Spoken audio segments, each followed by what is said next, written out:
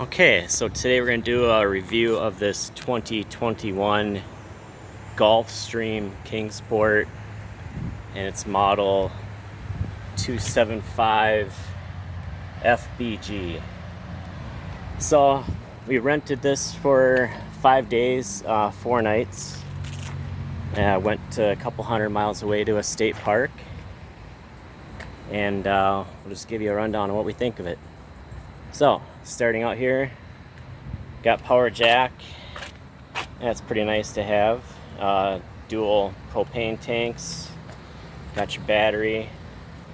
Got pass-through storage. And it's got the awning. We didn't use the awning though. It's got the outside speakers. It's got the outlet here with your coax TV antenna jack. Got your water heater. Got more storage over here. Got the stabilizer jacks on all 4 corners. Got the spare tire. The rear bumper, it's got the drain for the tanks in there too. And there's the valves. And one thing I noticed with this trailer compared to the one we rented last year, this one has no black tank flush. That'd be kind of nice to have. And there's no outside shower on this unit. It's got the electrical here. This is the fresh water tank. I think it's like 51 gallons, but I'm not so sure it holds that much. And there's the furnace inlet and outlet there. And here's your other side of the stabilizer, or other side of your pass-through storage, excuse me. And it looks like this one is solar ready, but of course we did not use that. And there's a battery disconnect here. It's got some nice windows. We rented a Grey Wolf last year. That seemed to be a little bit better quality than this one. Just little things you pick up on, like I don't know, like this. Like, why is this not? It just looks weird. It's not like that on the other side. It's like it's not cut right. It does have these too. Yep, it's got the outlet here.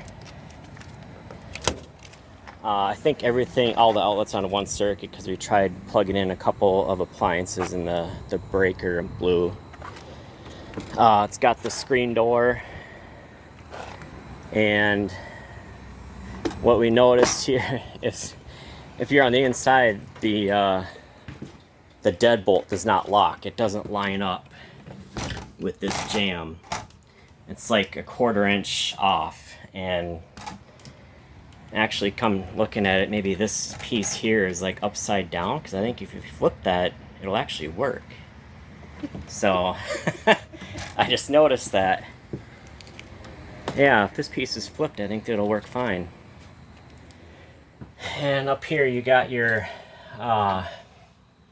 control panel for your water heater, water pump. Looks like the water heater is just propane. I don't think there's an electric option on this one. And this thing has a bazillion lights in it.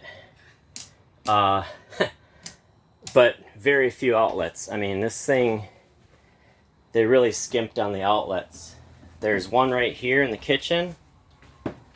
And there's one over here in the bedroom, front bedroom, with one USB port there. And then up here there's a outlet for a TV and a antenna as well.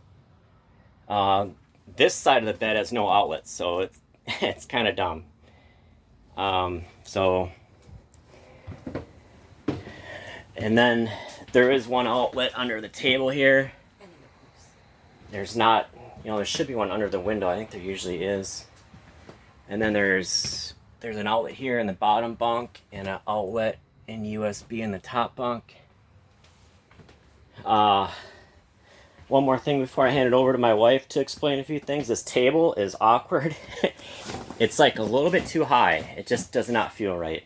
I don't know. Maybe it's supposed to be that way, but it just seems a little high. It's got the fridge and freezer. These work really good. It's an Everchill.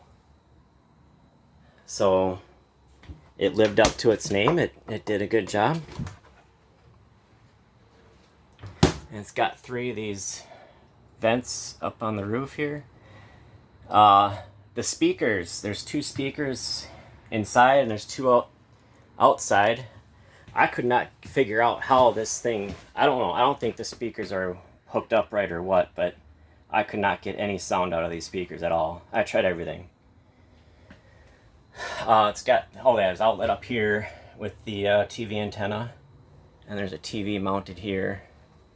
This TV did not come with it. The guy we rented from put that in.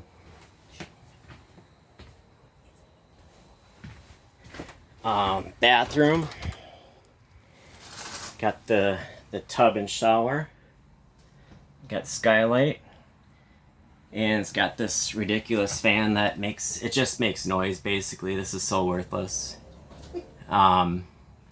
The one we had last year, I think it had the Fantastic fan. That thing was awesome and quiet. So, I mean, if you're gonna get one of these, just rip this piece of crap out and get a real fan in there. And you got the toilet here. So another thing is that this toilet's on a base. It's like built up, so if you got small kids, it's kind of awkward. Then it's got this floor register for heat, and it's kind of in an odd spot, like right by the shower. I don't know, I'd rather not have it there. Got the sink here outside the bathroom. I kind of like this. I don't like it in the bathroom. I like it out. So that worked out real well. It's got the thermostat here. This switch has for a light up there. Got an outlet there. And this couch turns into a bed as well. Like that. And you got some storage under the couch as well. And these windows pop open like this. And I'll hand it over to my wife and she can give her 2 cents. So we're a family of 5 and we have 3 boys, 10, 9, and 7. Personally, I love the double bunks in this camper. We were able to sleep 1 kid on top and we had 2 kids on bottom. The top bunk is rather difficult to get in and out of just because, as you can see, there is no ladder. There's not really an area for them to step on. I would not recommend them putting their foot up here and trying to stretch up to the top bunk. This is not the sturdiest platform, but it is doable. Another thing that I didn't like is I love the fact that there was a wardrobe here, but you could hang your clothes on this hanging rack here, but there's no shelf. Personally, I'd like a shelf right here so I could put their shorts and their clothes and their underwear or whatever on these shelves. But we just kind of used it mainly for storage and not for clothing. The storage in this is actually quite wonderful. These 3 cabinets up here, along with the 3 cabinets up here, you have storage under the benches, storage under the couch. You also have storage, these 3. This is a very large cabinet. We don't have the oven in this model, so that is a nice storage unit. I'm not exactly sure what this cubby would be used for, other than when you were apart. You could maybe put something in there. Traveling wise, it would just fall out. A nice overhead sink storage. I actually really prefer the kitchen in the corner like this versus when the kitchen is along the side. I could stand here and I could cook and prep food and still be here, and everybody could still get in and out of the camper without me having to move.